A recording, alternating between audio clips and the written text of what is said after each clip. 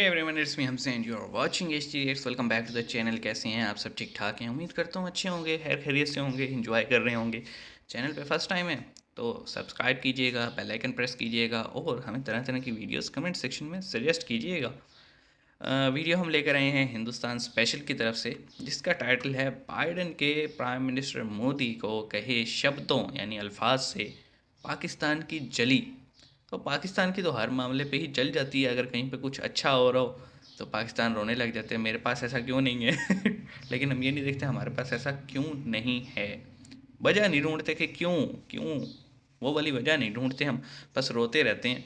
तो आइए स्टार्ट करते हैं 3 2 1 एंड हेलो फ्रेंड्स, जय हिंद। हिंदुस्तान स्पेशल में आपका स्वागत है। दोस्तों, भारत ने 1 दिसंबर से G20 देशों की अध्यक्षता संभाल ली है। इस दौरान भारत अमेरिका समेत दुनिया के 20 देशों का नेतृत्व करेगा। भारत के पास अध्यक्ष होने के नाते आतंकवाद से लेकर कई अंतर्राष्ट्रीय मुद्दों पर दुनिया के देशों का ध्यान आकर्षित करने के साथ ही साथ उस पर एकमत कराने का मौका भी होगा।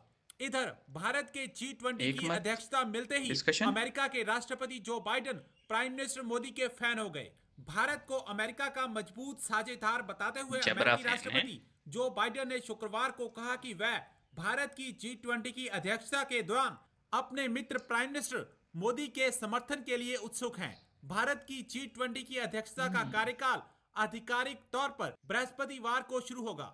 अब जो बाइडेन के प्राइम मिनिस्टर मोदी को प्रिय मित्र कहने से पाकिस्तान जला भुना बैठा है और ये चर्चा कर रहा है कि भारत रोज नई ऊंचाइयों को छू रहा है। व्यूअर्स, जैसा कि आप सब जानते हैं कि दिसंबर 1 से मोदी जी को प्रेसिडेंसी सौंप दी गई है G20 की। इसके बाद अगर हम अमेरिका के प्रेसिडेंट की बात करें, जो बाइडेन की बात करें, तो जो बाइडेन ने एक स्पीच दी है जिसमें उन्होंने इंडिया की बहुत ज़्यादा तारीफ की है, मोदी जी की बहुत ज़्यादा तारीफ की है। ये मेंशन किया है कि मोदी जी हमारे दोस्त है, हमारा इंडिया एक बहुत ही ज़्यादा क्लोज पार्टनर है। हम बहुत से प्रोजेक्ट्स में इंडिया की मदद चाहते हैं, हम हमेशा इंडिया को सपोर्ट भी करना चाहते हैं और बहुत से प्रोजेक्ट्स अमेरिका के ऐसे हैं जो इंडिया के बगैर बिल्कुल ही नामुमकिन है। इंडिया के साथ मिलकर हम टेररिज्म पर, क्लाइमेट पर वर्किंग करना चाहते हैं। ऐसे बहुत से सेक्टर और भी मेंशन किए गए हैं। इसके अलावा ये भी कहा गया है कि डिफेंस के सेक्टर में भी हम इंडिया की मदद चाहते हैं और इंडिया के बगैर कहीं ना कहीं अब ये प्रोजेक्ट्स अधूरे भी रह सकते हैं, क्योंकि इंडिया हमारा नंबर 1 ट्रेड पार्टनर बन चुका है। इस दोस्ती को हम खोना नहीं चाहते। G20 की प्रेसिडेंसी सौंपी गई है दिसंबर 1 से इंडिया को,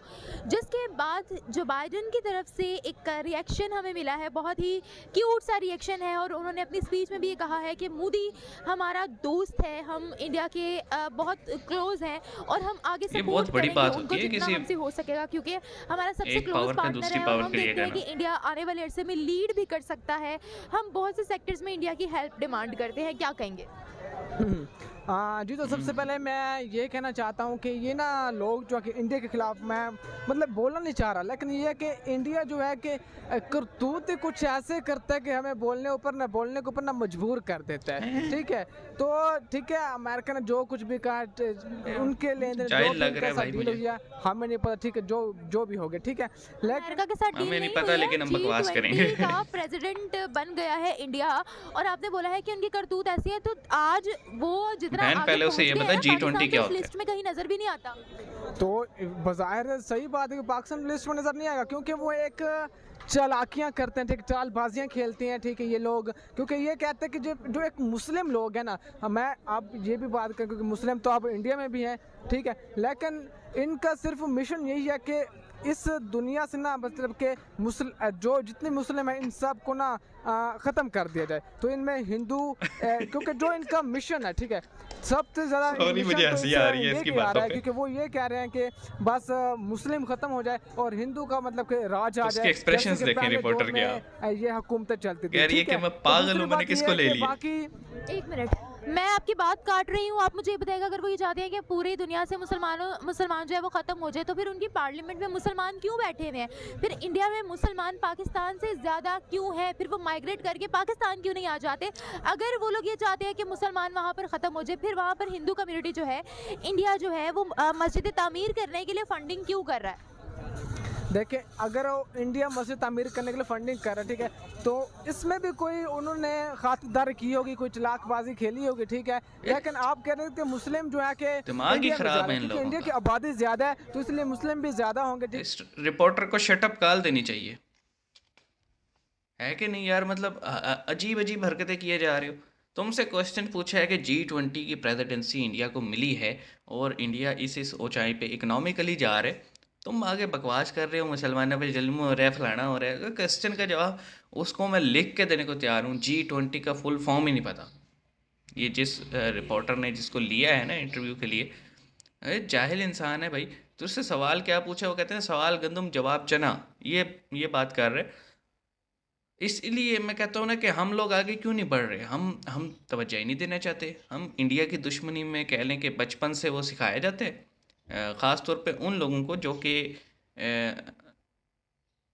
पढ़ते हैं मदरसे से, प्रॉपर मदरसे में जाते हैं और किसी फॉर्मल एजुकेशन सिस्टम में नहीं जाते, और उनको यही सिखाया जाता है जनाब भारत हमारा दुश्मन है। और मीडिया उसमें बहुत रोल अदा करता है, पॉलिटिशियंस बहुत रोल करते हैं प्लेस में।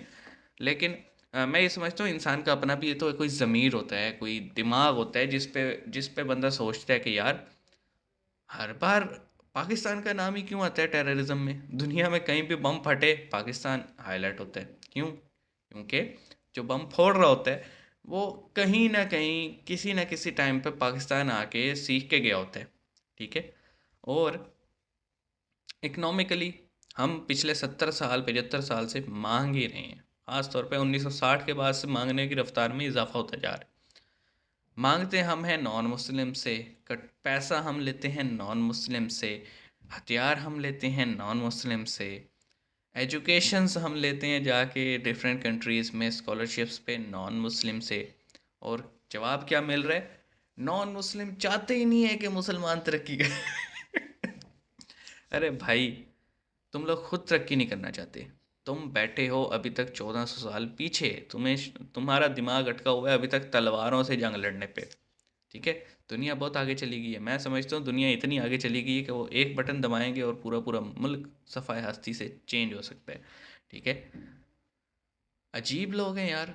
मतलब इंटरनेट उनका यूज़ करते हो, सेल फोन उनके यूज़ करते हो, टेक्नोलॉजी उनकी यूज़ करते हो, मस्जिद के मिंबर के माइक से लेकर घर में इस्तेमाल होने वाली सुई नॉन मुस्लिम्स की बनाई हुई यूज़ करते हैं। और आगे से जवाब क्या मिल रहा है?